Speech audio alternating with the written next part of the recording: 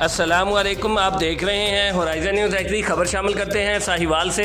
वज़ीर आला पंजाब के विजन महफूज पंजाब के तहत DIG traffic police Punjab Waqas Nazir के अहकामात की रोशनी में district police officer Sahiwal Mohammad Usman Tipu की हिदायत पर district traffic officer Sahiwal Mirza Tanveer Baig की ज़ेर निगरानी में ट्रैफिक पुलिस साहिवाल और नेस्ले कंपनी के बाहिमी इश्तराक से एक जामे ट्रैफिक आगाही रोड सेशन का इनेकाद किया गया। इस मौका पर ट्रैफिक एजुकेशन यूनिट साहिवाल ने भी भरपूर शिरकत की।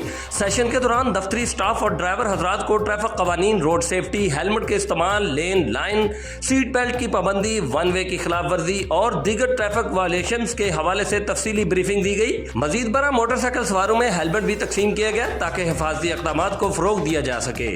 बाज़ाता ट्रैफिक आगाही वॉक का भी इहतमाम किया गया, जिसका मकसद शहरियों में जिम्मेदाराना ड्राइविंग और ट्रैफिक कवानीन की पाबंदी के शऊर को उजागर करना था।